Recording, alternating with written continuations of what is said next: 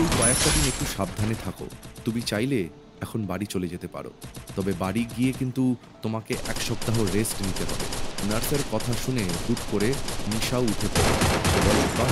খুব ভালো খবর। নার্সের সব কথাই সে শুনেছে।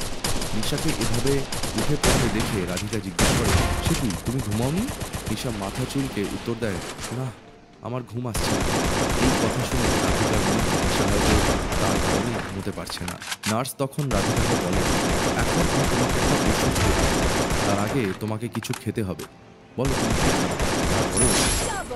Double আর হ্যাঁ, takedown. ওষুধ খেয়ে কিন্তু আরো একটু ঘুমাতে হবে। যত বিশ্রাম নেবে তত তাড়াতাড়ি ভালো হবে। আর ফোনটা রাখলে তবেই ভালো করে ঘুম হবে। নার্সের কথা শুনে রাধিকা বলে, হ্যাঁ, সেটা ঠিকই। আপনি চিন্তা করবেন না। আমি ওষুধ খেয়ে ঠিক ঘুমাবো। রাধিকার কথা শুনে নার্স একবার হাসলেন। তারপর রিপোর্ট শিট নিয়ে তিনি সেখান থেকে বেরিয়ে গেলেন। নিশা রাধিকাকে জিজ্ঞেস করে, বল রাধিকা, কি খাবি? আমি গিয়ে বলে আসছি। বল কি খেতে ইচ্ছে করছে? রাধিকা নিজের জন্য চা আর ব্রেকফাস্ট অর্ডার করে। খাবার আসতেই তা সে খেয়েও নেয়। রাধিকার খুব খিদে পেয়েছিল। গতকাল রাত থেকে সে না খেয়ে আছে। তারপর ওষুধ খেয়ে সে শুয়েও পড়ে।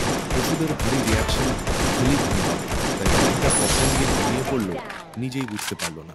কিছুক্ষণ পরই তার ফোনটা বেজে ওঠে। আর রাধিকার ফোনের রিং শুনে নিশার ঘুম ভেঙে যায়। নিশা যখন রাত করবে, এর পরের গল্প জানতে হলে শুনতে থাকুন পকেট।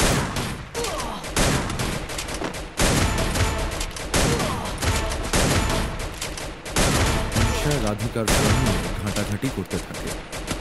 আর ফোন ঘাঁটতে ঘাঁটতে সে একবার নিজের জায়গা ছেড়ে উঠে ঘুমন্ত রাধিকার দিকে তাকায়। হঠাৎ করে তার কি হয়ে গেল নিশা বুঝতে পারেনি। Rampage. তবে তার মাথায় আবারও দুষ্টু বুদ্ধি ঘোরাফেরা করতে থাকে। এদিকে লাকিও ঘুম থেকে উঠে পড়েছে।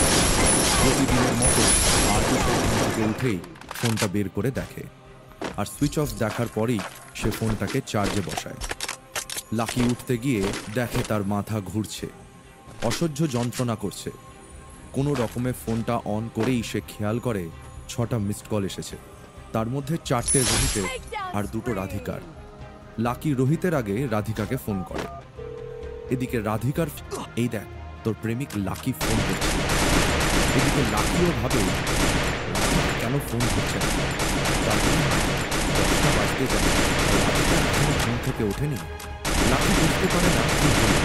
সেখানে একটু বিভ্রান্তই হয়। আরেকবার সে রাধিকাকে ফোন করতে যাবে, তখন তার ফোনে একটা মেসেজ আসে যেখানে লেখা, I am busy right now, আইল কল ইউ। বিশেষ কিছু করার ছিল না।